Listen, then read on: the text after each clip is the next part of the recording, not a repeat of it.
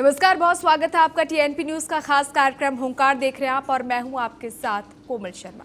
देश की अर्थव्यवस्था को दुनिया की सबसे तेजी से बढ़ती अर्थव्यवस्था बताया जा रहा है। स्टार्टअप्स, मेक इन इंडिया, आत्मनिर्भर भारत के दावे हर मन से गूंजते हुए आपको जरूर सुनाई देंगे। सरकार कहती है कि देश आज अमृत काल में है, लेकिन सवाल ये है कि क्या ये अमृत काल रोजगार वाला काल भी है। ये सवाल इसलिए क्योंकि सरकारी आंकड़े कहते हैं कि देश में बेरोजगारी काबू में है, कंट्रोल में है, लेकिन गली मोहल्लों में डिग्रीधारी युवा बेरोजगार घूम रहे हैं। पेपर लीक, भर्तियों में देरी और संविदा नौकरियों ने भविष्य को अधर में डाल दिया है। हालात ये हैं कि पढ़ा लिखा युवा सवाल पूछ रहा है कि उनके पास डिग्री है, हुनर है, फिर नौकरी कहाँ है, नौकरी क्यों नहीं है। कुछ जगह तो आलम यह है कि नौकरी के लिए पद गिनती के होते हैं और आवेदन लाखों में आती है। इसका ताज़ा एग्जाम्पल देखने को मिला है ओडिशा में, जहां होमगार्ड भर्ती के लिए आवेदन प्रक्रिया शुरू हुई तो पोस्ट ग्रेजुएशन कर चुके कई उम्मीदवारों ने भी अप्लाई किया, जबकि इस भर्ती के लिए आपको बता दें 5वीं पास उम्मीदवारों को अप्लाई करना था। बता दें कि झारसुगड़ा में 102 होमगार्ड पद के लिए निकली भर्ती में 2700 से ज्यादा उम्मीदवारों ने लिखित परीक्षा दी, जबकि 4000 से ज्यादा उम्मीदवारों ने इसके लिए आवेदन किया था। इससे पहले ओडिशा के संबलपुर में होमगार्ड के केवल 187 पदों के लिए लगभग 8000 कैंडिडेट्स परीक्षा देने पहुंचे। ऐसे में एक एयरपोर्ट के रनवे को एग्जाम सेंटर बनाना पड़ा, जिसकी तस्वीरें भी आप अपनी टीवी स्क्रीन पर देख सकते हैं। अब ऐसे में आज इसी अहम मुद्दे पर विस्तार से चर्चा करेंगे और जानने की कोशिश करेंगे कि बेरोजगारी का जो ये आलम है, आखिर इस पर अंकुश कब लगेगा। लेकिन शुरुआत करेंगे बड़े सवालों के साथ। सबसे पहला सवाल, 5वीं पास की होमगार्ड भर्ती में पोस्ट ग्रेजुएट युवा क्यों लाइन में खड़े हैं। जैसा कि ओडिशा में देखने को मिला है, 187 पद जो है उन पर भर्ती होनी थी, लेकिन 4000 से ज्यादा युवाओं ने उसके लिए आवेदन किया। दूसरा बड़ा सवाल, बेरोजगारी के पीछे एजुकेशन सिस्टम की नाकामी है या फिर सरकार की लापरवाही। हम क्यों युवाओं को पढ़ लिखने के बावजूद नौकरी मुहैया नहीं करवा पा रहे, ये सबसे बड़ा सवाल है। तीसरा और अहम सवाल, अब तक कितने दोषियों को जो युवाओं के भविष्य के साथ खिलवाड़ कर चुके हैं उन्हें सजा मिली है, इसका हिसाब कौन देगा। और इन्हीं सवालों के साथ चर्चा की शुरुआत करेंगे और मेहमानों को रुख करेंगे जो हमारे साथ इस चर्चा में जुड़ चुके हैं। हमारे साथ आशीष सैनी जी जुड़ चुके हैं, कांग्रेस के प्रवक्ता है। आशीष जी, बहुत स्वागत है आपका टीएनपी न्यूज पर।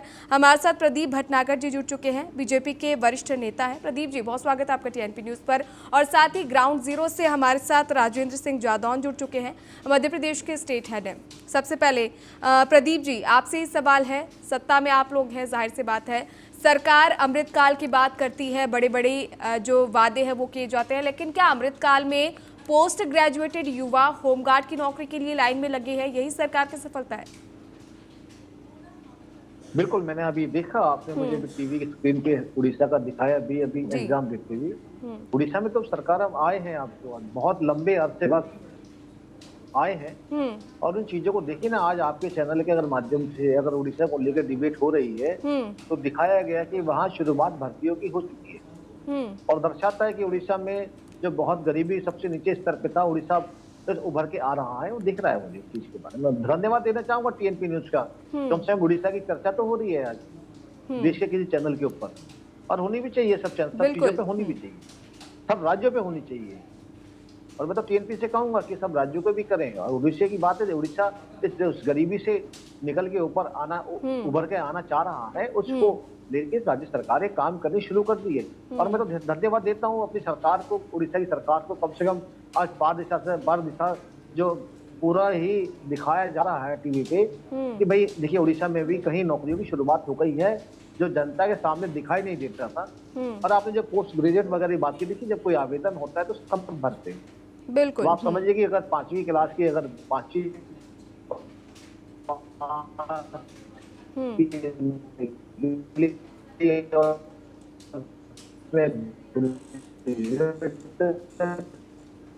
जी चलिए ठीक है। जी बिल्कुल प्रदीप जी, ये ओडिशा का सिर्फ एक एग्जाम्पल हमने लिया है क्योंकि ताज़ा घटना देखने को मिली है।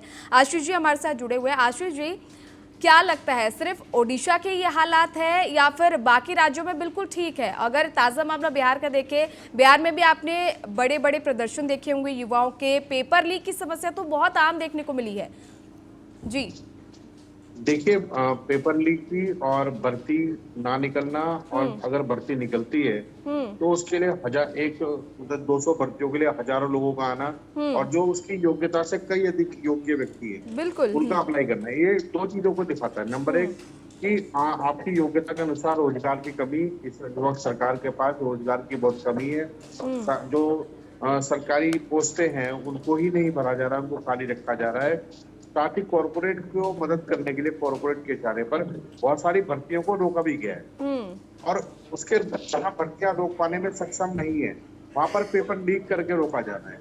यानी किसी भी स्थिति से जो बेरोजगार है उनके साथ मजाक हो रहा है। सरकार उस मामले को लेकर कतई गंभीर नहीं है, बल्कि मेरा तो आरोप है कि वो कॉर्पोरेट के इशारे पर सरकारी भर्तियों को कम से कम निकाला जाए, ऐसा कोई इशारे पर सरकार काम कर रही है। और जो बेरोजगारी के आंकड़े हैं उनको भी गलत ढंग से और अपने हिसाब से मैनिपुलेट करके जारी किया गया है। यानी कुल मिलाकर राज्य सरकार हो, भाजपा की केंद्र सरकार हो, पूरे स्तर पर बेरोजगारी चरम पर है। दूसरा सेक्टर क्या है? दूसरा जो हमारा मैन्युफैक्चरिंग सेक्टर है, कोर सेक्टर है, और जो इंडस्ट्रीज को जो यहाँ पर मैन्युफैक्चरिंग के क्षेत्र में काम करना था, पिछले जीएसटी में, उसके बाद नोटबंदी, उससे पहले नोटबंदी में और उसके बाद कोविड में 3 घटनाएं देश में ऐसी घटी है जिससे उद्योग और लघु उद्योग को घाटा हुआ है, वो कम होते चले गए हैं। आज ना तो हमारे पास लघु उद्योग और उद्योग अच्छी संख्या में है, ना सरकारी रोजगार दे पा रहे हैं, और ना ही निजी क्षेत्र में बहुत अधिक रोजगार के अवसर पैदा हो पाए हैं। राज्य जो हमारी सरकार है इस ओर ध्यान नहीं दे रही है, और जानबूझकर हमारे देश के युवाओं के साथ धोखाधड़ी भी हो रही है। वो हर फॉर्म के साथ हजारों रुपए का खर्चा करते हैं, और वो भरने के बाद पता लगता है कि वो भर्ती है तो हुई नहीं है, या फिर उसमें उनका सिलेक्शन नहीं हुआ। अगर 8,000 लोग आवेदन कर रहे हैं और होमगार्ड की नौकरी के लिए, तो लगाइए कि अंदाज कि कितना कठिन परिस्थितियों में वो काम कर पा रहे हैं, उनके अंदर का दुख कितना होगा, कितना अधिक शिक्षित होने के बावजूद भी। बिल्कुल। और 187 पदों के लिए 8,000 जो कैंडिडेट्स हैं वो एग्जाम देने आते हैं।